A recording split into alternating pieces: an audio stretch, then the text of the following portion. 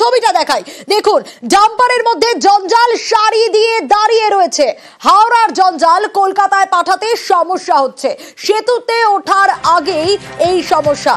আরো ডিটেইল জানাতে পারবে দেবাশিস রয়েছে আমার সঙ্গে। দেবাশিস, কিছুক্ষণ আগে যখন কথা হচ্ছিল তুমি বলছিলে যে কার্যক্ষমতা কম এই জাম্পারগুলোর, কোনো কি সমস্যার সমাধান হলো না এখনো একই জায়গায়? দেখো, সমস্যার সমাধান হওয়া একেবারেই সম্ভব নয় এক দুদিনে। এই সমস্যার সমাধান হতে আরো বেশ কিছুদিন সময় লাগবে, যা পরিস্থিতি দেখাচ্ছে। হাওড়া শহরের বিস্তীর্ণ এলাকায় যে রাস্তাঘাটে আবর্জনা, যে ব্যাটগুলি রয়েছে, সেগুলি এখন উপচে পড়ে রাস্তা কার্যত অর্ধেক করে দিয়েছে। তার কারণ কি, যে হাওড়া পুরসভার তরফ থেকে কলকাতা পুরসভা জানিয়েছিল যে তাদের যে আবর্জনা, সেই আবর্জনা প্রত্যেক দিন তারা নিয়ে নেবে, অর্থাৎ 650 কুইন্টাল মেট্রিক টন আবর্জনা তারা ভ্যাটে ফেলা হবে, অর্থাৎ কলকাতায়। কিন্তু কলকাতায় নিয়ে যাবে কারা? কলকাতায় যেতে লাগবে হচ্ছে এই আবর্জনা বোঝাই বহনকারী ডাম্পার। সেই ডাম্পারের কার্যক্ষমতা কার্যত শূন্য, যেখানে মাত্র হাওড়ায় 2 থেকে 3 কিলোমিটার রাস্তায় গিয়ে বেলগাছিয়া ডাম্পার বাজারে সেগুলিকে ফেলা দিত।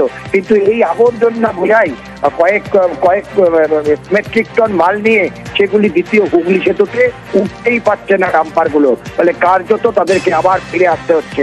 আর সেই কারণেই কলকাতায় যে আবর্জনা ফেলার প্রক্রিয়া, তা কার্যত বলা যেতে পারে। কবে সমস্যার সমাধান হয় অবশ্যই নজর থাকবে। ধাপাই যাচ্ছে, মানে যা আমাদের ডাম্পিং হচ্ছে সেটাই হবে।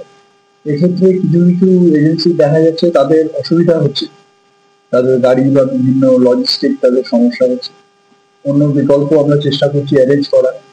কিন্তু একটা জিনিস হচ্ছে, যেহেতু হঠাৎ করে, আমি আবারও আগেও বলেছি যে হঠাৎ করে একটা এত দিনের সিস্টেম একটা সাডেনলি জিনিসটা ক্র্যাশ করেছে, তো তার জন্য ন্যাচারালি একটু এই সময় লাগছে। কিন্তু আমাদের গার্বেজ কালেকশন শুরু হয়ে গেছে।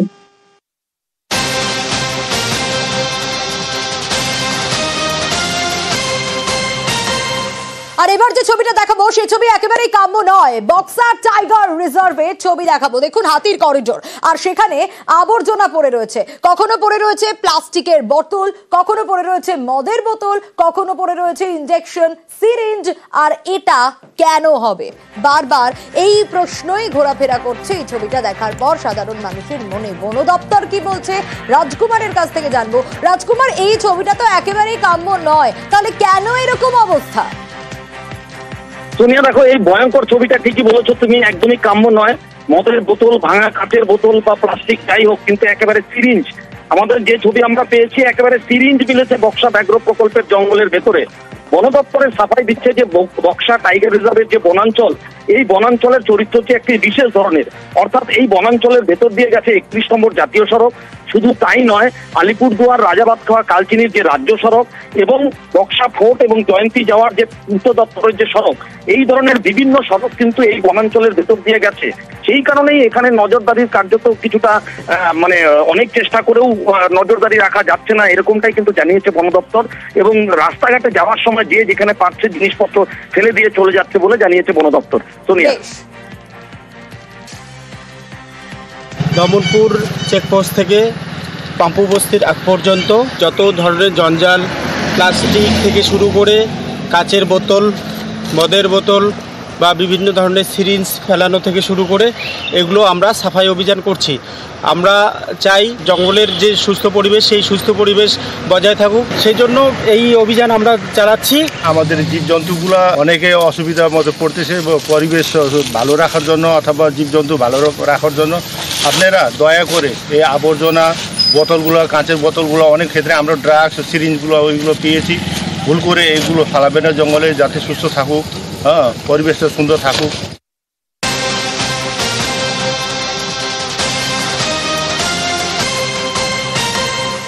আর এবার নজর রাখবো সোনামুখীর ধান শিমলা জঙ্গলের দিকে, যেখানে অগ্নিকাণ্ড আর আগুন ছড়িয়ে পড়ছে একের পর এক। গোটা জঙ্গল জুড়ে আগুন লেগে গেছে, কিন্তু কেন এই ঘটনা ঘটলো, কারা এই কাজ করলো, সেই সব কি জানা গেল? আরো বিস্তারিত এই বিষয়ে জানতে পারবো দেবব্রতর কাছ থেকে। দেবব্রত, এখনো পর্যন্ত কি আপডেট পাওয়া যাচ্ছে, কিভাবে আগুন লাগলো, এই পরিস্থিতি তৈরি হলো?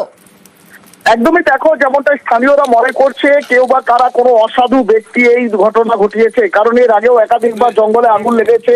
আজ যখন তীব্র দাবদাহ চলছে, শহর জ্বলছে, ঠিক তখনই সোনামুখীর জঙ্গলে অসাধু ব্যক্তিরা এই আগুন লাগিয়েছে, এমনটাই মনে করছে স্থানীয় বাসিন্দারা। যেমনটাই জানতে পারা যাচ্ছে, এই ভয়াবহ অগ্নিকাণ্ড ঘটে, একের পর এক গাছ পড়তে থাকে। যেহেতু বাতাসের পরিমাণ বেশি রয়েছে, তাই এক জঙ্গল থেকে আর এক জঙ্গলে আগুন লাগছে। স্থানীয় বাসিন্দারা কেউ কেউ নেবানোর চেষ্টা করলেও অনেকেই পাশ দিয়ে পেরিয়ে গেছে। যেমনটাই শেষ পাওয়া খবর পর্যন্ত বন দপ্তরের কোনো আধিকারিক বা কর্মী সেখানে পৌঁছতে পারেনি। সোনামুখীর যে থানার ধানসিমলা জঙ্গল রয়েছে, বিস্তীর্ণ এই শালের জঙ্গল, সেই জঙ্গলে আগুন লেগেছে। আগুনের লেলিহান শিখায় একের পর এক গাছ পুড়ে ছাই হয়ে যাচ্ছে।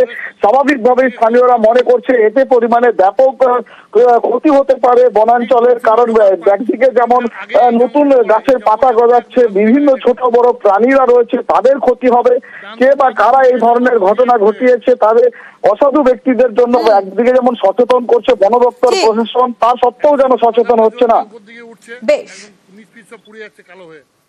প্রচন্ড রকম ভাবে আগুন জ্বলছে জঙ্গলের মধ্যে এবং ধোঁয়াতে পুরো ভর্তি হয়ে গেছে, আর খুব ডিপ আগুন, একদম বিরাট জোর দাও দাও করে আগুন জ্বলছে, একদম গাছের উপর দিকে তো আগুন উঠছে, পাখিদের থাকার জায়গা সেটা তো সব নষ্ট হয়ে যাচ্ছে আগুনে পুরো একদম।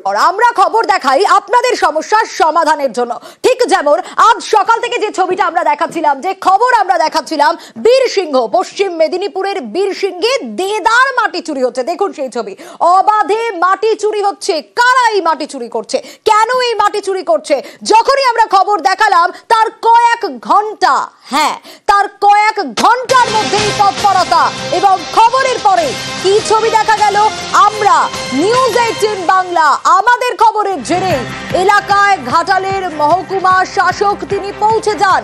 তারপর কি হলো, কি ব্যবস্থা নেওয়া হলো, আরো বিস্তারিত এই বিষয়ে জানাতে পারবে সুকান্ত রয়েছে আমার সঙ্গে। সুকান্ত, সকাল থেকে এই খবর আমরা দেখিয়েছি, আর আমাদের খবরের জেরেই কয়েক ঘন্টার মধ্যে তৎপরতা।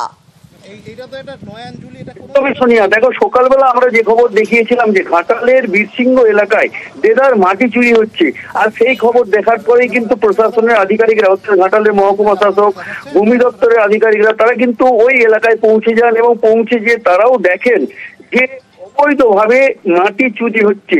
অর্থাৎ তারা পরিষ্কার জানিয়ে দেন যারা মাটি কারবার করছিলেন যে তাদের কাছে কি সিও আছে, কাগজপত্র আছে, কিন্তু দেখা যায় যে খুব অল্প পরিমাণ টাকার একটা সিও কাটা হয়েছে, তাও সেই সিও বৈধ নয়। এরপরে কিন্তু দুটি মাটি বোঝাই ট্র্যাক্টর এবং তার সাথে একটি মাটি কাটার জেসিবি মেশিন আটক করা হয়েছে। পুরো ঘটনার কিন্তু তদন্ত শুরু করেছে প্রশাসন এবং যথোপযুক্ত ব্যবস্থা নেওয়া হবে ওই মাটি কারবারিদের বিরুদ্ধে বলেই জানিয়েছেন প্রশাসনের আধিকারিকরা। দেখো শুনে, এই খবর একমাত্র আমরা নিউজ 18 বাংলায় দেখিয়েছিলাম এবং সেই খবর দেখার পরেই কিন্তু প্রশাসনের আধিকারিকরা পৌঁছে গিয়েছেন। এক কথায় সরকারের রাজস্ব লক্ষ লক্ষ টাকা ফাঁকি যাচ্ছিল, সেই খবর কিন্তু আমরা দেখানোর পর প্রশাসন ব্যবস্থা নিয়েছে এবং ওই মাটি মাফিয়াদের বিরুদ্ধে মোটা টাকার জরিমানা করা হবে এবং তাদের বিরুদ্ধে থানায় অভিযোগ জানানো হবে এবং উপযুক্ত ব্যবস্থা নেওয়া হবে বলে প্রশাসনিক আধিকারিকরা জানিয়েছেন। সোনিয়া,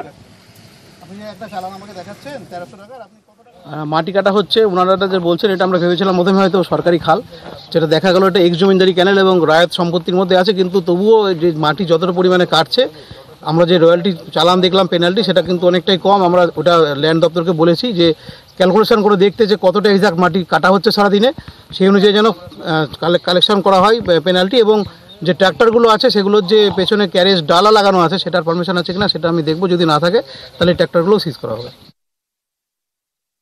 আচ্ছা, এইটা কি পাবলিক প্রপার্টি ওরা যে দাবি করছিল? ওটা আমার রেকর্ড দেখতে হবে, মাপতে হবে, মেজারমেন্ট করতে হবে। কি ব্যবস্থা নেবেন? সিজ করব।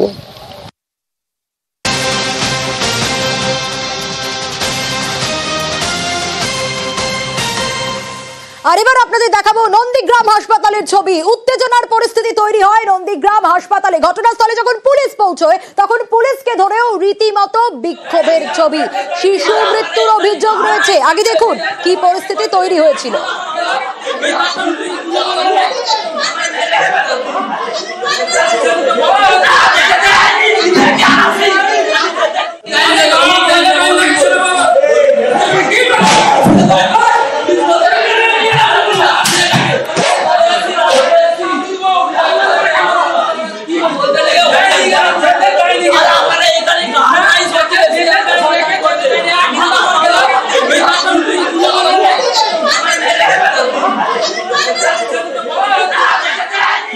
গাফিলতির অভিযোগ তুলছে পরিবার। আরো বিস্তারিত জানতে পারবো, সুজিত রয়েছে আমার সঙ্গে।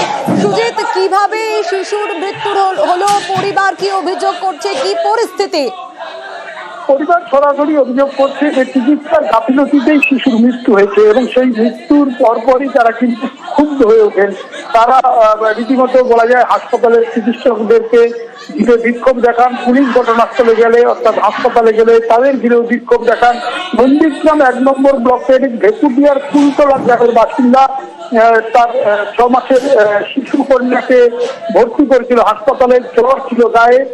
অসুস্থ শিশুকে ঠিকঠাক চিকিৎসা করা হয়নি, সময় মতো চিকিৎসা করা হয়নি, ভুল ইঞ্জেকশন দেওয়ারও অভিযোগ করা হচ্ছে।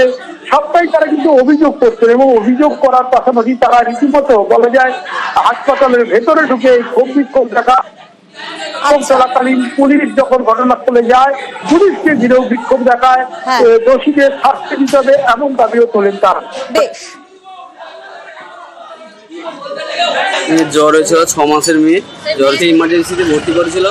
ভর্তি করার পর কোনো রিপোর্ট করেনি, সমস্ত চিকিৎসকের ওষুধপত্রও ঠিক মতন পরিষেবাও পায়নি, গার্ডদেরও দুর্ব্যবহারও আছে। ইঞ্জেকশনটা একটা দিয়ে মানে দেওয়ার সাথে সাথে আমার মেয়েটা মারা যায়। ওই ইঞ্জেকশনটা কি ছিল সেটাও বলতে পারছি না, ওটা উনি জানে। বড় ব্যবস্থা নেওয়া হয়, শাস্তি যেন দেওয়া হয়।